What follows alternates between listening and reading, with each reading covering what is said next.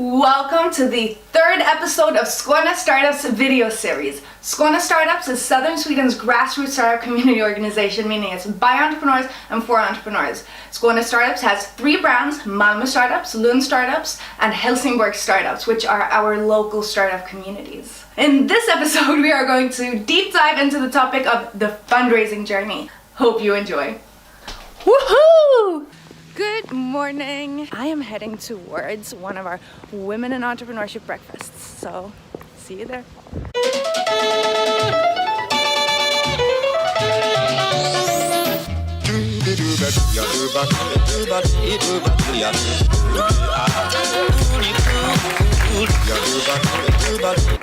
We just had the Women in Entrepreneurship breakfast, and now we had the Friends of Malmö Startups meeting.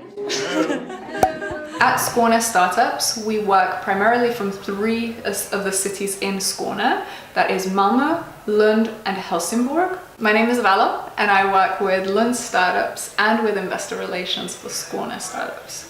So we work with startups that are VC fundable and have scalable ideas. So it needs to be ready to scale, not just have a scalable idea. The ballpark range that we give our startups for when they should come to us and get in touch with us is when they're ready for VC funding. And the ballpark figure that we give is about 10 million Swedish crowns. We invite VCs from all over the world to the Skåne region, and then we set up one-on-one meetings with a representative from the startup and a representative from the VC. For early stage startups in the region, what I would recommend is to go to other organizations like Almi, Fast Track Malmö.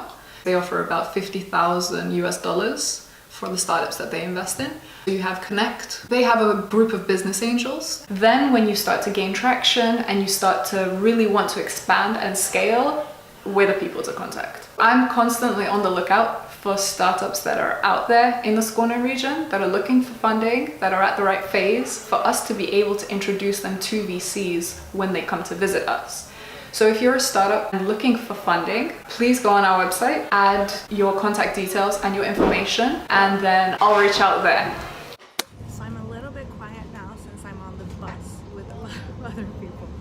You just saw Vala explain to you about what we at Skåne Startups do regarding investments, but to give you the gist of everything, I'm going to take you to the pro. Let me welcome Hampus Jakobsson. Hello, my name is Hampus, and I'm an investor here in Malmö. I actually am an investor more globally, but my body is here in Malmö. But I'm going to describe a bit about what kinds of companies there are and how fundraising works for the different types. So I would say that there are three kinds of companies. You have lifestyle companies, you have cash cow companies, and then you have exponential growth companies. Exponential growth companies are essentially the ones we call startups. The problem is that we usually call all three startups. Lifestyle companies can be an amazing design firm, it can be a software company, supermasters of disaster. It can be anything where you're optimizing for your lifestyle. Cash cow companies, you are looking to grow the company and have a bigger turnover. You have a lot of employees, you want to grow every year, that's about it.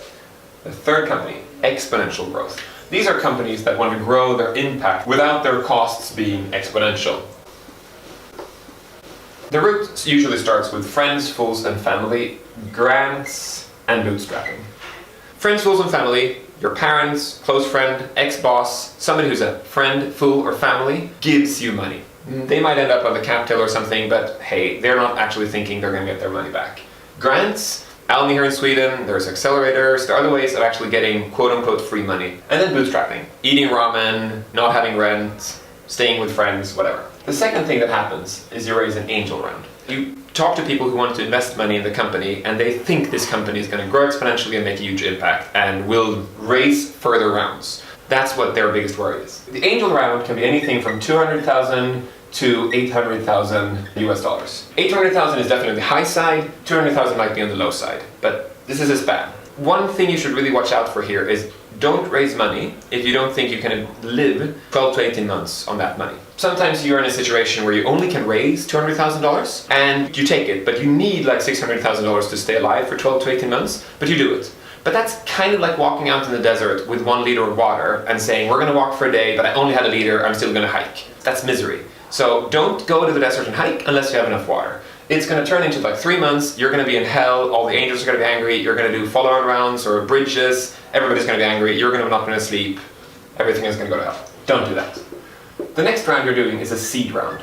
Seed rounds are somewhere between $1 and $3 million. 1 million is on the low side, 3 million is absolutely on the high side. These are usually done by seed funds. These are professional vehicles to invest money. They don't quote unquote care if you lose their money. If you're right off, they will never hunt you down and be angry at you. These people, you actually take people's money in a different way. These are professional investors. You might get seed rounds from local investors, your local geography, like Sunstone in Denmark, or Seed Capital in Copenhagen, or in Sweden you have Creandum or Spintop. They know you because you're Swedish, you've worked with them. You don't have to be Swedish, but you're located in Sweden, I mean.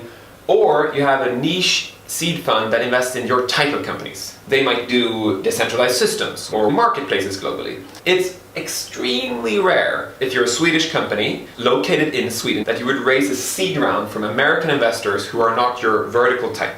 So don't go this trip to San Francisco to raise $1 million from a random VC fund. That's not going to happen. Then you have your A round, and A rounds are all the way down $3 to $8 million.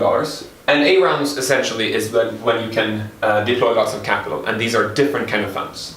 The thing about this is that a lot of people think it would be really awesome to try to do an A round earlier, or even worse, when an A round VC comes to town, you go out and you're like, oh, let's meet Northstone for a date. We're raising $1 million. That's less, so it's going to be cheap for them.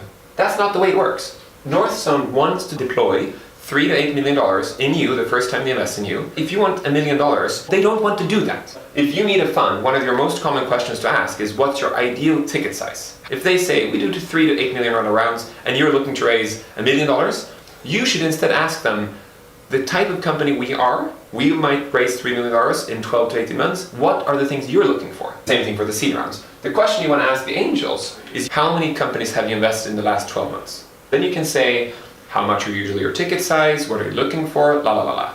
So this is essentially good cadence. And these are angels or locals who really care about the things you do. They love the problem. They love you. Seed funds are people who take a bet on the market. And A rounds are people who are pure capital. They look at deploying capital. That's the end of the story. Okay, I got a question. I got to ask this. Exits. Exits can come up here. They can come through IPOs. They can come from a company acquiring you when you're doing a seed run or whatever. The thing is, exits can happen here or here. Exits can come whatever it happens. And don't plan your company for an exit. The thing is, the investors that invest in your company, they probably know a lot more who acquires which kind of companies when than you do. So don't spend huge time to talk about how many billions of money you will exit for. That's probably not your focus. Build a great product, get great customers, grow like crazy.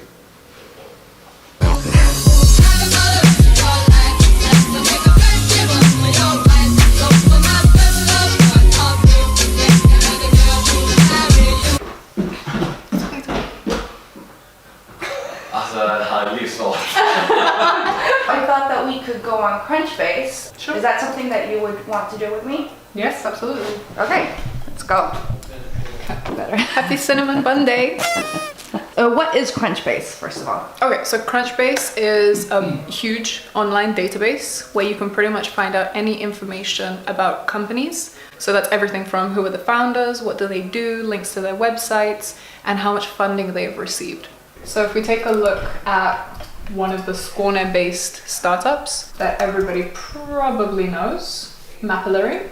So their total funding amount is $24.5 million US.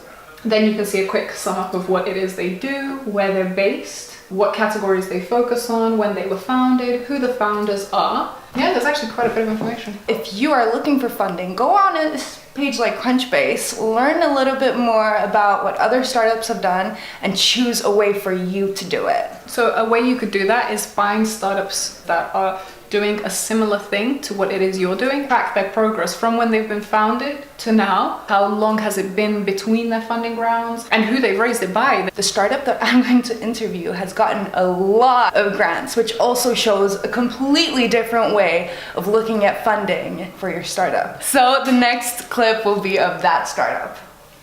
So my name is Joakim Green. I'm the founder of Proposales. We help companies to take their business proposal to new heights. Proposales has until today received well over 1 million Swedish kronos in grants and soft funding, and that took us quite far into the journey.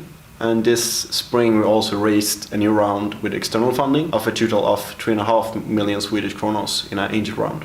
Having the opportunity to get a few of these awards and soft funding, you will be able to build a team early on and really prove your product market fit before you decide whether you want to raise external capital or not. What is really cool with Proposals now, we are mentioned as the award-winning startup when you're chasing your first customers. It builds trust to have organizations like Post- och telestyrelsen, Skapa stiftelsen, Almi, etc. as supporters. First of all, if you're thinking about applying for a grant, it's really about finding specific grants that are targeted to either your space or your technical solution. Before you really consider if you're about to apply or not, you should really think this is tailor-made for my startup. And if it's not, it's probably a waste of time. But the number one lesson I would like to give you is don't let any grant ever put you in a scenario where you lose track of your customers, and really stay focused on finding the product market fit and never pivot just to get a grant. That's a no-go. When it comes to soft funding in Sweden, I think it started to be more aligned